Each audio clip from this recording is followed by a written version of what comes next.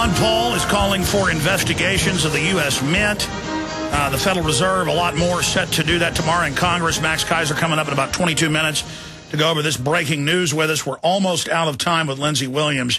It's clear we're going to have him back up on air with us next week for part 2 of this. But I got lost in the mix exactly what Julio's first question was. I do remember his question for Max Kaiser I will bring up. But let's go ahead and talk to Bobby in Florida. Bobby, you're on the air with Lindsey-Williams. Great. Thank you, Alex. Long-time monthly member, first-time caller. I own a small recycling yard in Florida and taking a lot of advice on the gold and silver. But in our poor economy, I've had a lot of people asking me what a backup may be, and kind of would like to get Lindsey's thought on copper. I keep telling people copper pennies from 82 and back will probably be worth dollars someday. Yeah, that's something you can get out of general pennies, and people don't know that they're worth a lot more, the old pennies, than the new ones, and you can cash those in. But all commodities, as the dollar's devalued, historically will go up. Lindsey? The only reason that gold and silver is going to continue to escalate and probably never stop. You think $3,000 an ounce for gold is going to be high. You haven't seen anything. After they put in the new world currency, they'll continue to take it up. The reason that's going is because they want to back the new world currency with something that is tangible, gold and silver. And by the way, the IMF and World Bank have talked about this new global currency. You'll still have your local currencies. They'll just be denominated and controlled by this private central bank of the world that Newsweek has written about, and they say it'll be partially gold-backed. So you're correct there as well, Lindsey. Bobby, anything else? Also, yeah, I'd like to catch Lindsey's idea on the government poised for the shutdown. You think this is something headed into just a move for their elitism? It's another stunt to keep spending high. Lindsey? Yeah, the elite have, okay, the gentleman just earlier in the program called and said, you said something about the price of crude oil going to a certain place by a certain date. The elite have had to, should I say, they'll go up to $4 a gallon, they'll come back to $3.80. They'll go up to $4.25. They've had to go back and forth on this in order to keep the American people from waking up. They throttle it. One thing about the elite, they do not want the American people to wake up. They do not want anarchy. They want a slow frog in the pot boiling sort of a situation. Yeah. So this is the reason that they do this. All right, Bobby, thank you. We got to move quick now to get to all these callers. But that's something else in October you told me that was really creepy, because I don't really even like being on their radar because I know they're dangerous people. You said that your sources, both known to yours truly, said that this radio show is definitely on the radar? Oh, they're definitely watching you, Alex.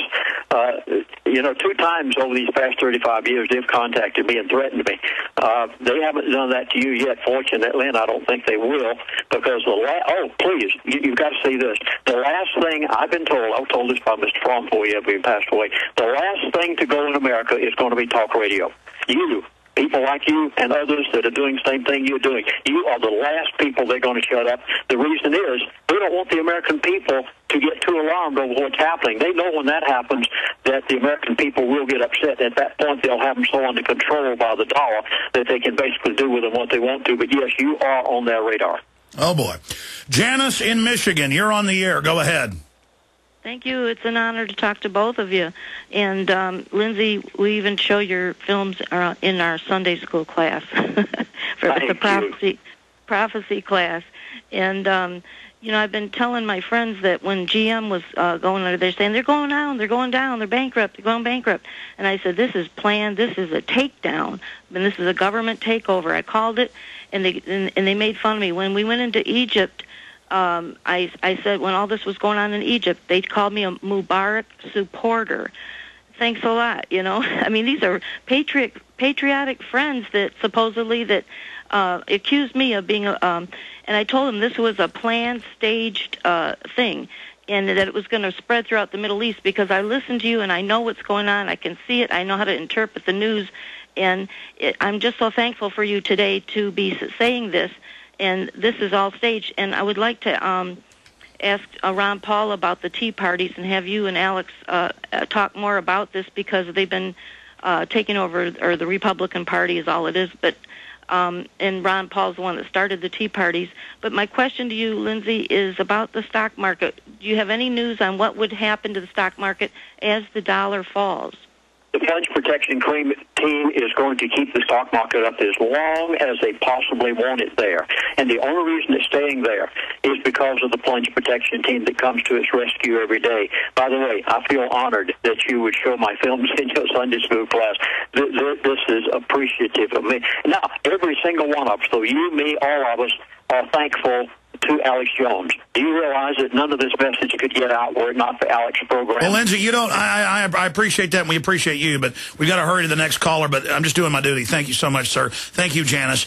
Jack in Illinois. We got to move really quick now to get to everybody. Jack, you're on the air.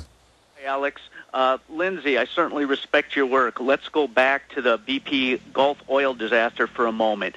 What's your take on the reason the tsunami did not occur as you, Richard Hoagland, and others predicted? And then also, what do you feel is the actual state of danger in the Gulf region today due to the oil spill and the use of the toxic chlorine? Yeah, no, that's the only thing that these guys have told him that did not come true, and at the time that was speculation by these elitists that a methane explosion could happen and could trigger a tsunami, and I personally poo-pooed that myself. But Lindsey, quickly, and I appreciate your call, Jack, got to let you go because we're almost out of time.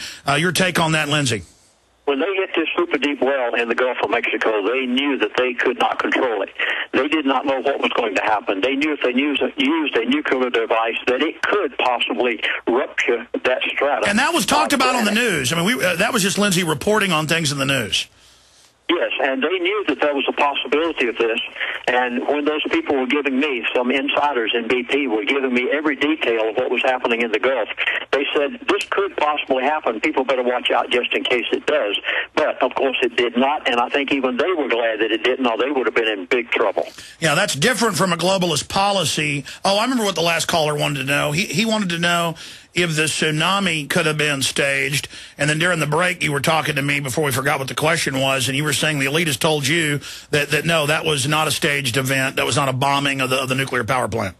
No, now, the elitists did not tell me that they did not have anything to do with the tsunami. I misunderstood you. In Japan. But from what I gather from what they have said is they only want to touch the subject. I don't think personally that they had anything to do with it. I think it was a natural disaster. But they definitely have not indicated to me that they had anything to do with it whatsoever through HAARP and the scalar waves. Okay, well, I misunderstood you during the quick break thing because I had other people talking to my ear. Lindsey, to recap, the globalists are going to try to overthrow all the Arab dictatorships and fiefdoms of these royalty. They're going to continue jacking up the prices. I'm going to definitely have the producers put you on hold right now and set you up for another hour sometime next week when it's good for you for part 2 of this, because there's so much more we need to go over and more calls we need to take. God bless you, and thank you for joining us. We'll talk to you again soon. Thank you, Alex. Have a great day. You bet. And again, prophecyclub.com. We want to check out his new DVD on this subject. Guys, get him on hold right now, and let's go ahead and get him set up for Wednesday or Thursday of next week. Let's